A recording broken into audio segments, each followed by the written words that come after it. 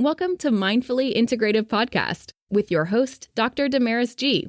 Mindfully Integrative is a podcast discussing ways toward mindfully incorporating integrative health into our lives. This podcast will have informative resources, fun topics, interviews, and discussions relatable for today with a true mindful perspective in a mind-body, holistic life approach. Hi, how are you? And so today's lesson is discussing ways to long-term wellness, like kind of habits, improving your habits so that you kind of habit stack, shall we say, and it becomes a ritual that your metabolism starts to go, oh, hey, I can do this, right? So it's part of your equation. How do we do that? So think of it as, again, sustainability, mindful ways each and every day. It's not drastic change, but it's small changes each and every day. Consistent over time helps relieve the willpower because you can do this. That the small, tiny habits help you get into these healthy behaviors. And it becomes a little bit more effortless, like that almost autopilot, but in a good way. You're going to habit stack. We're going to learn how to get those daily rituals on a daily and strategies to make yourself get into these habits that are almost automatic. Now, what is habit stacking or tiny habits that you could do? It's basically saying linking one habit into your life easily. So say you have coffee every day. How can you add in maybe an additional habit to that? So for me, my habit is my morning is lemon water and my vitamins. Then I add in after that my breakfast tea or coffee with collagen and some of my other adaptogens that are in my coffee. So my mushrooms and adaptogens and some other oils, my vitamins. So when I paired them together, I remember that's what I do as my morning. I also pair my morning intermittent. So 8 to 8, let's say, is my 12-hour. I don't start eating or doing things until after I've had my water. And I try to make sure I'm in that window. Why does this work when you pair one with the other? There's many famous books on this, and I can't take credit in any way. I'm just, reiterating like the Tiny Habits, Atomic Habit book, and, getting yourself into these little habits will help stack better understanding. So it takes a little less effort when you attach it to something. You're using it as routine and it becomes consistent and reduces yourself becoming fatigued and tired because it's a little bit easier. When you habit stack or, add things in for your metabolic health and add these small steps, that's why I'm very big on saying it's a mindful way each and every day, makes your it boosts your metabolism. It boosts your mood. So let's say here's a habit, a morning ritual. You wake up, you drink 16 ounces of water, even if it's 8 before you have coffee. That is my habit. I definitely have that in mind. Another habit, you brush your teeth. And during that time, maybe do some breath work.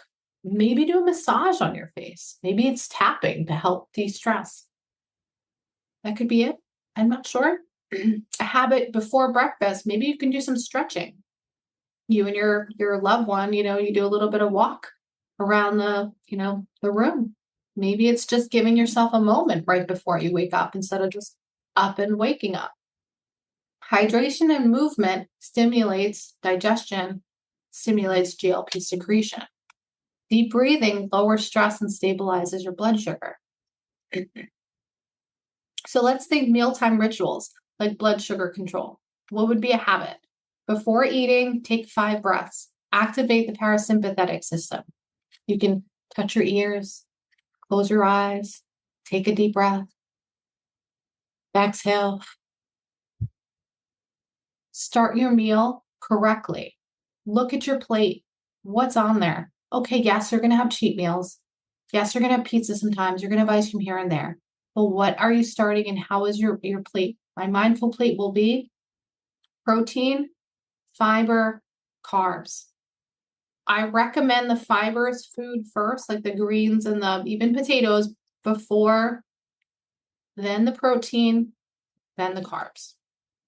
And then if you're going to have a sweet treat, you can have a small one at the end of the meal. That is also stacking habit. After eating, maybe you want to go for a walk. Maybe you want to help lower the blood sugar, especially the bigger meals. Instead of going and sitting down and going to sleep, make it a habit to maybe go for a walk if you can. Walk around the neighborhood, walk around your house, whatever that is for you. Find some steps, do something. Eating protein prevents insulin spikes, supports the metabolism. Post-meal walks increases your GLP-1 secretion, reduces fat storage. So I usually try to get a walk in for the big meal, or at least by the end of the day. Evening ritual. Let's think of one. All right, after dinner, you take some magnesium or herbal tea. So for me, I do enjoy adding my herbal tea and some adaptogens, and I will add in magnesium as my nighttime routine to help relax. Now, that's not for everybody, but maybe it is for you. When you're setting your phone down, make sure you dim the lights. I have on my computer and on my phone, I already have it set in my alarm. The red light is off. I'm nighttime routine. Do not disturb me. I will not answer the phone until my next, intermittent fast tracking. And, it's got to be an emergency for me to answer the phone. My phone itself will be on, no blue lights. The computer itself will be lower, dimmer, because I don't want an environment that will disturb my sleep in my life. Now, was I like this before? No, I was not, but I am now. And this is the way that I live so that I can have metabolic health, longevity, and better way of living. Now, why does magnesium and herbal teas work?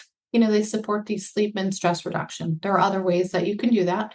Blue light blocking. Now, the thing there is about, helping with melatonin and a better sleep quality, sleep optimization. I talk about that and discuss different ways to do that. And then journaling, maybe that's for you. Maybe it's movement. Maybe it's breathing. Now, what is that habit for you? Everybody has different ones. I've just identified a few of them. Choose a new one for you. I'm not sure what that is for you. Maybe it's 10 squats. I've talked about how that every 45 minutes, you just do 10 squats a day. You're going to help reduce the insulin resistance within the body because those large muscles will help with your body. I'm not sure what that is, but those are just ideas, right? We just talked about some of those habits. Now, how can you do this? Sometimes you need a support system. Also, your behavior and your stress or your psychological mindset may be off and it may need some support. So making these life changes, you can't always do alone. So, get your whole house on board as much as possible. I mean, having little ones to be on board on healthy eating isn't always easy, but I have a little one and I have to tell you, we talk about what we eat. We don't talk about it in a bad way. I still give him chocolate. I still give him pizza and fries, but we talk about the benefits of having apples, the benefits of eating eating for our body and exercising and having those conversations and having accountability at any age. And also the support with all your family and your friends is critical. A support system helps you become sustainable, helps you understand that it's okay to be the way you are. And when you surround yourself with people that are drinking, eating like junk, don't be surprised if you feel like crap because you can do that and that's okay. And if that's where you are in your life, fine. This course may not be for you or this conversation may not be for you, but wherever it is, even if you can start one habit and then it circles and then it kind of snowballs into something amazing, let's do it. If you need a support system, I'm here to help motivate you. I'll put in the link of our group. I think I have a Facebook group, a Reddit group, and an online community. And, at some point, ways to reach out. Because when you have support, it helps motivate you and have consistency. It helps reduce your stress and your emotional eating. It provides you connection. We all need connection in the best way possible. It helps you push through some of those plateaus when you're with someone that also is in the same boat as you or understands where you're coming from. They're willing to help you and encourage you and give you good feedback, whether it's positive or negative, they'll help give you feedback. They boost your confidence, gets you into the right mindset. Research has shown social support helps you be sustainable and get past plateaus and through your life 65% better and achieves your health goals even more. How do you bring that support to yourself? You can find a group online, check with your family, your friend, your spouse, your colleague, schedule regular check-ins weekly, maybe even just a text message. Hey, what did you eat today? Take a picture. What, you want to do a workout? Maybe we can meet up. Share a challenge. Maybe you can't meet up, but maybe you're in a park when somebody is in their state and you're here, but you still want to reach together. 5,000 steps. Hey, can we do that together? Can we get that in? Let me know how you did. I have a tracker. Are you doing okay? They even have apps now. You guys can kind of talk together. I think Fitbit, you can connect with different individuals. Be around like-minded people. It's very helpful when you're around people that are into exercising and into movement. You get yourself in the right mindset. Maybe it's a running club, maybe it's a yoga class, maybe it's a gym buddy. Get into a structured class, whatever that is for you. Maybe it's just online. Connect wherever that is for you. Meet yourself where you are. Not sure if you're an introvert or an extrovert, but try to surround yourself with people that will support these healthy habits and not bring you down.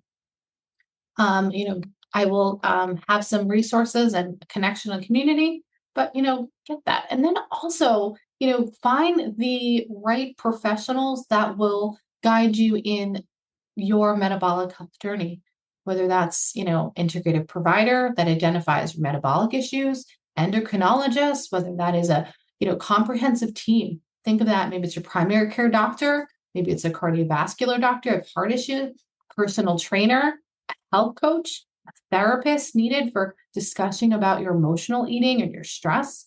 Wherever that is, meet those guidance and get the experts that you need to discuss this with. I'm here just as one part of the equation. Your support is needed. And then it helps you get to engagement. It helps you make your wins.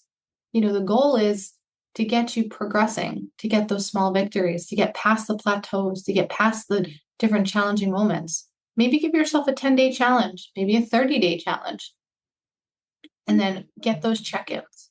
I know you can do it. Find one habit. Let me know, comment or reach out and tell me what you did. What did you find an accountability partner? Did you find a group? I'll have a group on here and online team that you can reach out to. And I hope you're doing well. And I'll check back with you on another lesson. Make sure you make it a mindful way each and every day. Thanks so much and have a great day.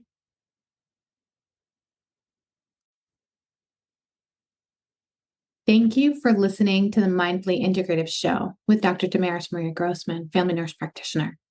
This podcast is for informational and educational purposes only and is not the substitute for professional medical advice, diagnose, or treat. Always consult your healthcare provider before making changes to your healthcare routine. Make sure to subscribe so you don't miss an episode. If you enjoyed our show, please support us by leaving a mindful review on Apple Podcast or your favorite streaming platform. Interested in being a guest or more information? Email us at info@mindfullyintegrative.com.